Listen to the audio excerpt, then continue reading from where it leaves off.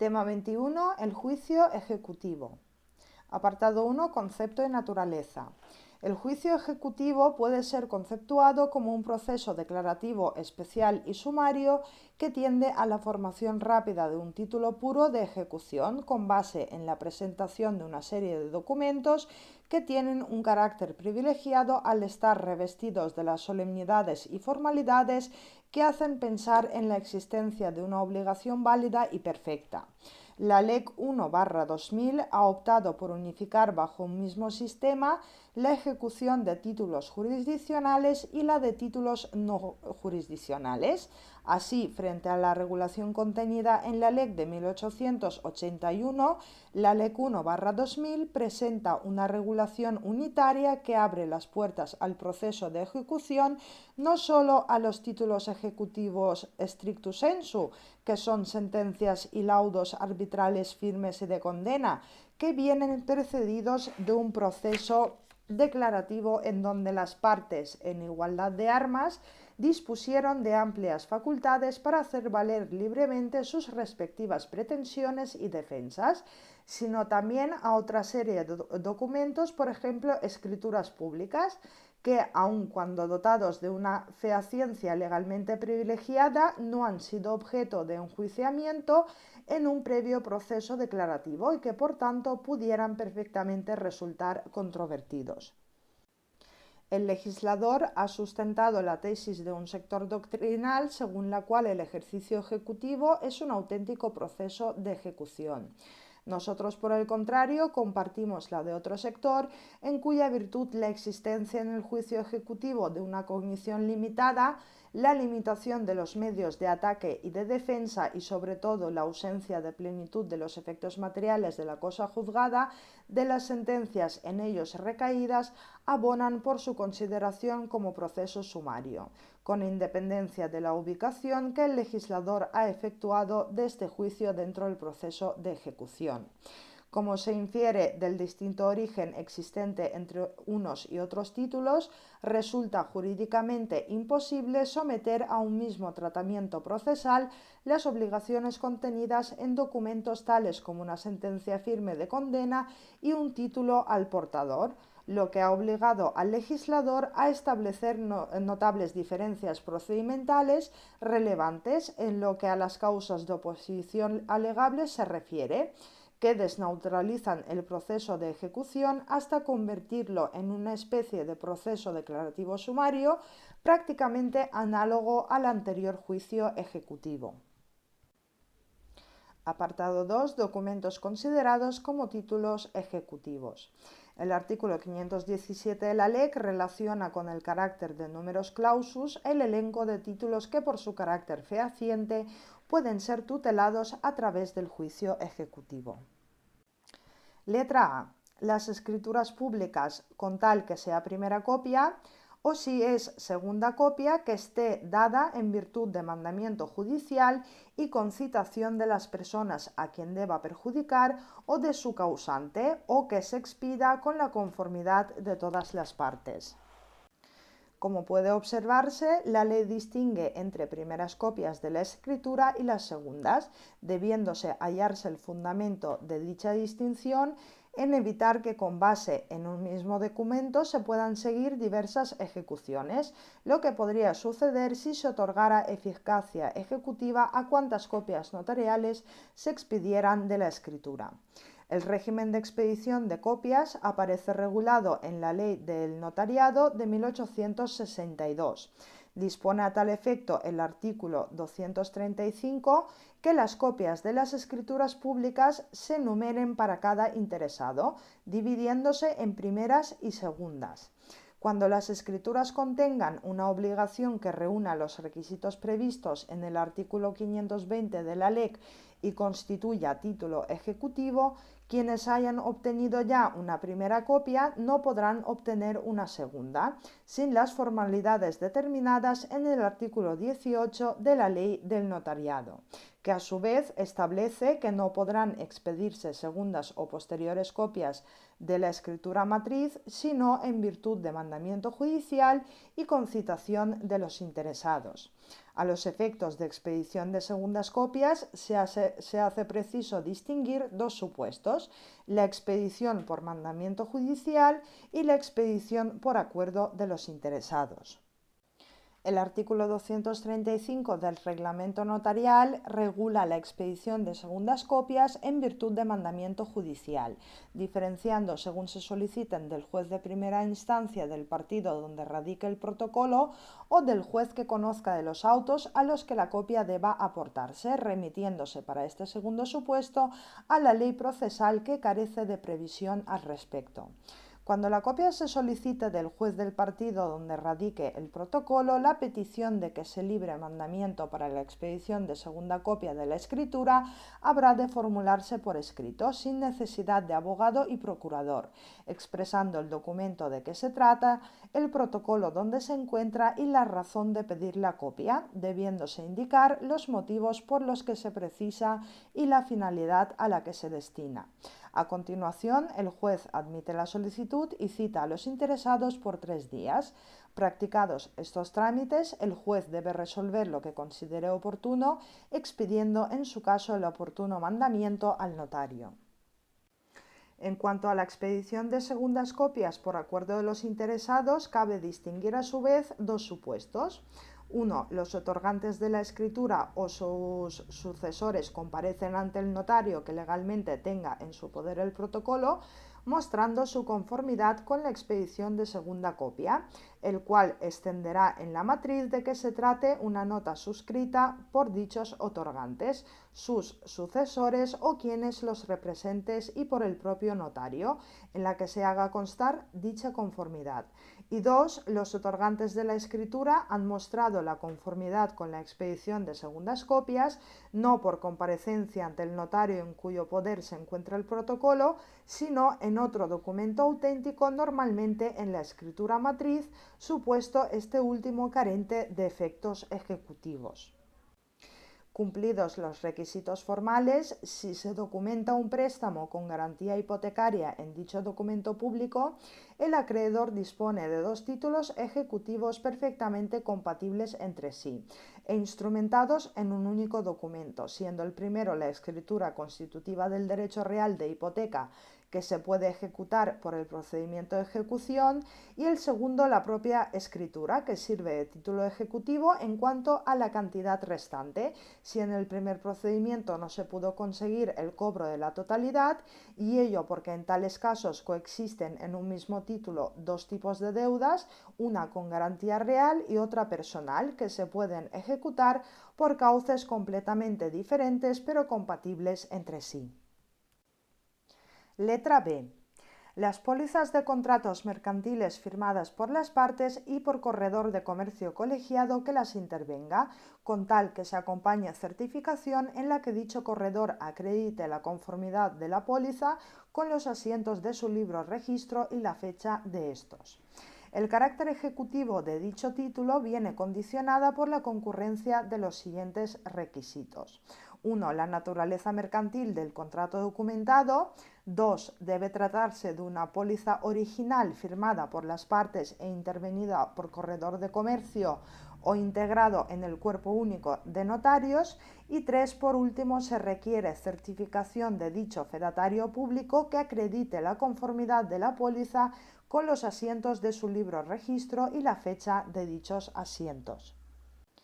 En relación con las escrituras y pólizas mercantiles, la liquidez exigida en el artículo 520 de la LEC como presupuesto para el despacho de ejecución existe cuando en el título que incorpora el crédito pecuniario aparece la cantidad prestada que se debe al tiempo del vencimiento y las prestaciones accesorias, que son intereses y comisiones. Son fijas o bien existen datos que permiten determinar y precisar en cada momento la suma debida mediante simples operaciones aritméticas en caso de las pólizas de préstamo.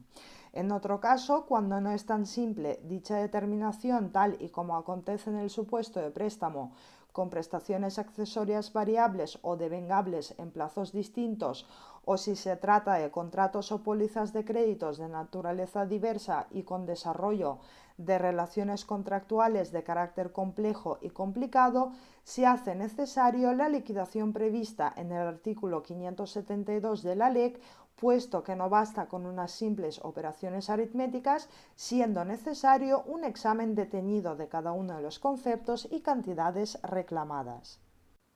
Dispone a tal efecto el artículo 572 de la LEC que también podrá despacharse ejecución por el importe del saldo resultante de operaciones derivadas de contratos formalizados en escritura pública o en póliza intervenida por corredor de comercio colegiado, siempre que se haya pactado en el título que la cantidad exigible en caso de ejecución será la resultante de la liquidación efectuada por el acreedor en la forma convenida por las partes por el propio título ejecutivo. Del referido precepto se infieren las siguientes notas esenciales. En primer lugar, se hace necesario la existencia de un pacto expreso o también denominado pacto de liquidez, en relación con el cual debe acreditarse ante el órgano jurisdiccional que la liquidación ha sido practicada en la forma pactada en el título por las partes, lo que deberá efectuarse mediante documento fehaciente. Y en segundo lugar, resulta preciso también, mediante el oportuno documento, expresar el saldo resultante de la liquidación efectuada por el acreedor, así como el extracto de las partidas de cargo y abono y las correspondientes a la aplicación de intereses que determinan el saldo concreto por el que se pide el despacho de la ejecución. Junto a los anteriores requisitos, el artículo 572 de la LEC exige también como presupuesto para despachar ejecución que el acreedor acredite haber notificado previamente al ejecutado y al fiador la cantidad exigible resultante de la liquidación. Dicho requisito no es una mera formalidad, pues a través de ella se permite, de un lado, conseguir el pago extrajudicial de la deuda, evitando así que lleguen a los juzgados asuntos que pueden solucionarse fuera de ellos si el deudor se aviene al pago, y de otro lado poner sobre aviso al deudor de la inmediata demanda ejecutiva que si no lleva a cabo el pago de la deuda. Por otra parte, aun cuando el precepto no exige ninguna forma especial en su realización, por lo que puede realizarse por correo, fax, burofax, telegrama, etc., es preciso que el ejecutante esté en condiciones de acreditar tanto la realidad de la notificación como la recepción de esta por parte del deudor o el fiador. Letra C. Los títulos al portador o nominativos legítimamente emitidos que representen obligaciones vencidas y los cupones también vencidos de dichos títulos, siempre que los cupones confronten con los títulos y estos en todo caso con los libros talonarios. Dicho precepto contempla dos títulos ejecutivos. El primero de ellos, o principal, es el propio título valor, que es acción u obligación, que para ser ejecutivo ha de reunir, constatarse el cumplimiento de las disposiciones legales que en relación con cada clase de títulos de que se trate la regule. Y B, ser el portador o nominativo, lo que excluye los títulos a la orden. Y C, la confrontación y conformidad con el libro talonario. El segundo o accesorio es el cupón, el cual exige junto a los anteriores requisitos una segunda confrontación, cuál es la del cupón con el título valor y la de este con el libro talonario. Aun cuando la ley guarda silencio sobre la forma de realizar la confrontación, parece razonable pensar que el acreedor que pretenda acudir al juicio ejecutivo habrá de solicitar mediante escrito dirigido al juez de primera instancia del lugar en que se halla el domicilio del deudor que se proceda a la confrontación, adjuntando a dicha solicitud el documento título valor y sus cupones. Presentada la solicitud, el juez señalará día y hora para la diligencia con citación del deudor. El contenido de la diligencia se limita al cotejo de la coincidencia, en primer lugar, del cupón con el título, si es preciso, y después, en todo caso, del título con el talonario. Si en la confrontación resulta conformidad, el título ejecutivo queda constituido y ello aunque el deudor alegue la falsedad del título, sin perjuicio de la posterior oposición a la ejecución que pueda formular el deudor. Letra D. Los certificados no caducados expedidos por las entidades encargadas de los registros contables respecto de los valores representados mediante anotaciones en cuenta a los que se refiere la Ley del Mercado de Valores, siempre que se acompañe copia de la escritura pública de representación de los valores o, en su caso, de la emisión cuando tal escritura sea necesaria conforme a la legislación vigente. El Real Decreto Legislativo 4/2015, por el que se aprueba el texto refundido de la Ley del Mercado de Valores, admite que los valores negociables en mercados secundarios puedan representarse por medio de anotaciones en cuenta o por medio de títulos. Cuando la representación de valores lo sea por medio de anotaciones en cuenta, se requiere siempre el otorgamiento de escritura pública en la que consten la denominación, número de unidades, valor nominal y demás características y condiciones de los valores integrados en la emisión, los cuales serán sometidos a la llevanza de un registro contable a cargo de una entidad autorizada, teniendo carácter constitutivo la inscripción en el mismo de los valores de que se trate. Letra E. El auto que establezca la cantidad máxima reclamable en concepto de indemnización dictado en los supuestos previstos por la ley en procesos penales incoados por hechos cubiertos por el seguro obligatorio de responsabilidad civil derivado del uso y circulación de vehículos a motor. Y por último, letra F, las demás resoluciones procesales y documentos que por disposición de esta u otra ley lleven aparejada ejecución. Apartado 3. Créditos tutelables en el juicio ejecutivo.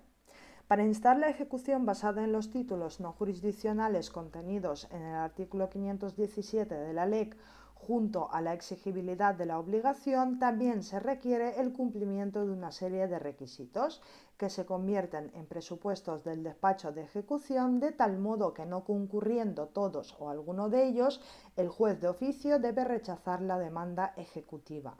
La determinación de tales requisitos aparece recogida en el artículo 520 de la LEC, precepto que exige de un lado que la obligación sea líquida o determinada, bien directamente por ser de contenido dinerario representado en moneda nacional o extranjera convertible, bien indirectamente porque la cosa o especie en que consta la prestación sea convertible en dinero, y de otro lado una determinada suma ejecutoria. Subapartado 1. Exigibilidad de la obligación. El primer requisito que ha de cumplir la obligación documentada en el título es el de su vencimiento, no siendo viable la pretensión del acreedor en el que reclame el cumplimiento de una obligación sometida a plazo no vencido o a condición suspensiva por cumplir. En la práctica resulta frecuente la inclusión de cláusulas denominadas de vencimiento anticipado, en virtud de las cuales en obligaciones de tracto sucesivo se prevé que el incumplimiento de uno o varios plazos de amortización determinan el vencimiento de la totalidad de la deuda, quedando por tanto el acreedor facultado para exigir el total del importe adeudado. La validez de tales cláusulas exige, por una parte, que su fundamento obedezca a una causa justa y objetiva, y por otra, el cumplimiento escrupuloso de las condiciones particulares que hayan sido pactadas, en especial la notificación de dar por vencido anticipadamente el contrato. Asimismo, el artículo 578 de la LEC autoriza, si lo pidiera el actor en su demanda ejecutiva y sin necesidad de retrotraer el procedimiento, la ampliación de la ejecución por el importe correspondiente a los nuevos vencimientos de principal e intereses que se produzcan una vez despachada la ejecución. En este caso, al notificarle el auto que despache la ejecución, se advertirá al ejecutado que la ejecución se entenderá ampliada automáticamente si en las fechas de vencimiento no se hubieran consignado a disposición del juzgado las cantidades correspondientes. Subapartado 2. Determinación y liquidez de la deuda. La ejecución basada en títulos no jurisdiccionales constituye una ejecución dineraria que resulta procedente en virtud de un título ejecutivo del que resulte el deber de entregar una cantidad de dinero líquida, entendiéndose por tal toda cantidad de dinero determinada que se exprese en el título con letras, cifras o guarismos comprensibles. Este requisito se cumplirá cuando el deber de prestación documentado en el título consista en dar una suma de dinero, pero también puede suceder que la obligación no sea líquida al no venir predeterminado el saldo deudor, que son las pólizas de crédito, o bien consista en la entrega de otra cosa distinta al dinero, cosa o especie computable en dinero. Para el primer supuesto, el artículo 572 de la LEC prevé el procedimiento de liquidación.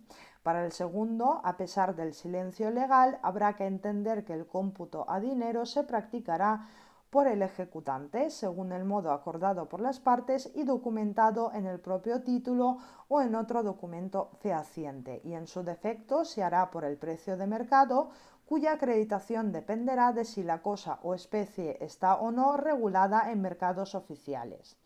Tratándose de moneda extranjera, se ha de proceder en el mismo auto a verificar la convertibilidad y la legalidad o adecuación del pago a las normas que regulan el control de cambios. Subapartado 3, cuantía mínima de 300 euros. Junto a los requisitos anteriores, los títulos ejecutivos a los que resulta de aplicación el artículo 520 de la LEC están sujetos a otra limitación en cuanto a su eficacia ejecutiva, cuál es que la cantidad de la obligación dineraria ha de ser superior a 300 euros, si bien dicho límite podrá obtenerse mediante la adición de varios títulos ejecutivos de los previstos en el artículo 517 de la LEC. Se exige que los títulos ejecutivos adicionados sean homogéneos en cuanto tengan señalado el mismo procedimiento, lo que excluye los títulos judiciales, arbitrales y transacciones o acuerdos aprobados judicialmente, cuyo régimen es diferente, especialmente en los que respecta a las posibilidades de oposición a la ejecución. Apartado 4. Competencia. El artículo 545 de la LEC determina los criterios de determinación de la competencia para el conocimiento del proceso de ejecución, en función de cuál sea la naturaleza del título que habilita para acudir a dicho proceso. Tratándose de la ejecución basada en títulos extrajudiciales, la competencia objetiva corresponde a los juzgados de primera instancia. En cuanto a la competencia territorial, la LEC permite al ejecutante elegir entre varios fueros electivos de carácter concurrente. Primero, el domicilio y demás fueros generales del ejecutado de conformidad con los artículos 50 y 51 de la LEC, que determinan el fuero general de las personas físicas y jurídicas, así como de los entes sin personalidad jurídica. Segundo, el lugar de cumplimiento de la obligación. Tercero, cualquier lugar en que se encuentren bienes del ejecutado que puedan ser embargados. Y cuarto, cuando la ejecución se siga contra varios ejecutados, será competente a elección del ejecutante el tribunal que, conforme a cualquiera de los fueros antes expresados, lo sea respecto de cualquier ejecutado. En los supuestos en que exista más de un juzgado de primera instancia en el partido a que corresponda el conocimiento del proceso de ejecución, la determinación del órgano judicial dependerá en primer lugar de la posible existencia de un órgano especializado y, en su defecto, de las normas de reparto correspondientes. En todo caso, se excluye la aplicación de la sumisión, tanto expresa como tácita, lo que determina el carácter improrrogable de las normas que regulan la competencia territorial y obliga, por tanto, al órgano judicial a examinar de oficio su propia competencia, tanto objetiva como territorial, con anterioridad a despachar la ejecución. Si entendiera que no es competente, debe dictar auto absteniéndose de despachar ejecución e indicando al demandado el tribunal ante el que debe presentar la demanda. El auto denegando el despacho de ejecución por falta de competencia territorial es recurrible directamente en apelación, sustanciándose únicamente con el acreedor, sin perjuicio de que el acreedor a su elección intente recurso de reposición previo al de apelación. Sin perjuicio del deber del juez de examinar de oficio su propia competencia, el ejecutado también podrá impugnar la competencia del tribunal proponiendo declinatoria dentro de los 5 primeros días siguientes a aquel en el que reciba la primera notificación del proceso. Si el tribunal despacha la ejecución y el ejecutado no propone en tiempo y forma la declinatoria, la competencia territorial del tribunal quedará definitivamente fijada, ya que una vez despachada ejecución no podrá revisar de oficio su competencia territorial, ni el ejecutado plantear correctamente la declinatoria. Apartado 5. Demanda ejecutiva. La Ley 1/2000 exige que todo proceso de ejecución, cualquiera que sea el título ejecutivo en que se fundamente, se inicie a instancia de parte, por medio de escrito, que ha de revestir la forma de demanda y reunir los requisitos tanto subjetivos como objetivos contenidos en el artículo 399 de la LEC. Nos centraremos, por tanto, en los aspectos específicos que caracterizan a la demanda ejecutiva y especialmente a su fundamentación jurídico-material y a la petición ejecutiva.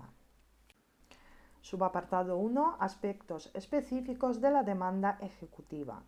En cuanto a los fundamentos jurídicos materiales, la demanda habrá de razonarse sobre la legitimación activa y pasiva de las partes o relación jurídica de derecho material que ligan al ejecutante y al ejecutado con el objeto del título ejecutivo. En este sentido, dispone el artículo 549 de la LEC que en la demanda ejecutiva se determine la persona o personas con expresión de sus circunstancias identificativas frente a las que se pretende el despacho de la ejecución por aparecer en el título como deudores o por estar sujetos a la ejecución. Junto a la legitimación de las partes, el ejecutante habrá de indicar los razonamientos a partir de los cuales quepa subsumir los hechos constitutivos reflejados en las alegaciones de hecho de la demanda en el supuesto de hecho abstracto de la norma jurídica material, con la finalidad de acreditar que tales hechos se encuentran jurídicamente amparados por el derecho objetivo. A tal efecto, el ejecutante asume la carga de reflejar en su escrito de demanda ejecutiva los siguientes extremos. 1. La legitimidad del título ejecutivo que fundamenta la demanda en el sentido de que el mismo es uno de los contemplados en el artículo 517 y reúne los requisitos formales y materiales exigidos legalmente. 2. La tutela ejecutiva que se pretenda en relación con el título ejecutivo que se aduce, tratándose de títulos no jurisdiccionales que consisten en prestaciones dinerarias, la única tutela ejecutiva que cabe es la obtención y entrega al ejecutante de la cantidad que se reclama, atendiendo para ello a lo dispuesto en el artículo 575 de la LEC, es decir, al principal de la deuda e intereses ordinarios y moratorios vencidos, incrementada con el límite establecido en dicho precepto, con la cantidad que se prevea para hacer frente a los intereses que puedan devengarse durante la ejecución y las costas de ésta.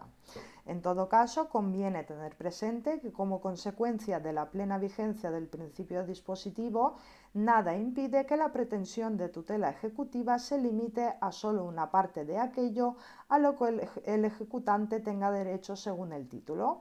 En consecuencia, el ejecutante no puede reclamar más de lo que el título le autorice, pero sí menos, y en este caso el despacho de la ejecución ha de referirse exclusivamente a lo que se haya solicitado en la demanda ejecutiva. 3. La determinación e identificación de los bienes del ejecutado susceptibles de embargo, de los que el ejecutante tenga conocimiento y en su caso si los considera suficientes o no para el fin de la ejecución. Y 4. La petición de que se adopten las medidas de localización e investigación patrimonial del ejecutado, en cuyo caso el letrado de la Administración de Justicia solicitará por diligencia de ordenación información sobre los bienes que sean de la titularidad del ejecutado a las entidades, organismos y personas físicas y jurídicas que el ejecutante designe, quien habrá de indicar las razones por las que estima que las mismas disponen de información sobre el patrimonio del ejecutado.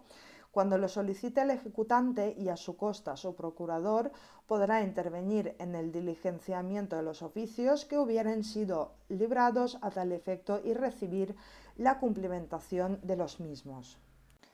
En este sentido, el artículo 591 de la LEC establece un auténtico deber de colaboración que impone a todas las personas y entidades públicas y privadas la obligación de prestar su colaboración en las actuaciones de ejecución y entregar al letrado de la Administración de Justicia encargado de la ejecución o al procurador del ejecutante, cuando así lo solicite su representado y a su costa, cuantos documentos y datos tengan en su poder y cuya entrega haya sido acordada por el letrado de la Administración de Justicia, sin más limitaciones que los que imponen el respeto a los derechos fundamentales o a los límites que para casos determinados expresamente impongan las leyes. En este punto podrá también solicitar el ejecutante que, aun cuando resulte legalmente preceptivo efectuar el ejecutado un previo requerimiento de pago, el letrado de la Administración de Justicia no espere a verificar el mismo para adoptar las medidas de localización de su patrimonio, justificando dicha petición en que la demora en la investigación de los bienes podría frustrar el buen fin de la ejecución. El último de los apartados en los que debe estructurarse la demanda ejecutiva es el de la petición, esto es, la declaración de voluntad que, plasmada en el clásico súplico de la demanda, integra el contenido sustancial de la pretensión, determinando los límites cualitativos y cuantitativos del deber de congruencia del juez. En dicha petición, el ejecutante solicitará fundamentalmente que se admita a trámite dicha demanda con los documentos que la acompañen y que el tribunal acuerde mediante auto despachar la ejecución contra la persona del ejecutado, adoptándose por el letrado de la Administración de Justicia las medidas de localización e investigación que resulten procedentes, todo ello en orden a obtener la prestación dineraria debida por el deudor. Y subapartado 2, documentos que han de acompañar a la demanda ejecutiva. De conformidad con lo dispuesto en el artículo 550 de la LEC, a la demanda ejecutiva habrán de aportarse los siguientes documentos. 1. El poder otorgado al procurador cuando su intervención sea preceptiva, siempre que el mismo no se haya otorgado apud acta ante el letrado de la Administración de Justicia del tribunal competente para conocer de la ejecución. 2. El título ejecutivo en que se funda la ejecución. 3. Cuando el título contenga una obligación consistente en entregar cosa en especie computable en dinero, habrán de incorporarse a la demanda los documentos que acrediten los precios o cotizaciones aplicados para su cómputo a dinero, siempre que no se trate de datos oficiales o de público conocimiento. 4. Tratándose de demanda ejecutiva por saldo de operaciones, habrá de adjuntarse la siguiente documentación. A. El documento en que se exprese el saldo resultante de la liquidación efectuada por el acreedor, así como el extracto de las partidas de cargo y abono. B. El documento fehaciente que acredite haberse practicado la liquidación en la forma pactada por las partes en el título ejecutivo. Y C. El documento que acredite haberse notificado al deudor y al fiador, si lo hubiere, la cantidad exigible. Y por último 5, el ejecutante podrá aportar además cuantos documentos considere útiles o convenientes para el mejor desarrollo de la ejecución y contengan datos de interés para despacharla.